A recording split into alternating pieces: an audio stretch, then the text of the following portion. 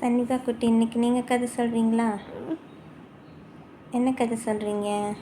ஏதாச்சும் சொல்கிறேன். சொல்லுங்க. ஒரு ஊரில் ம் ஒரு ராஜா இருந்தால. ம் அந்த ராஜா பேர் வந்து அவருக்கு பேர் இல்லையா, அதனால அவர் சோகமாக இருந்தாங்களாம்.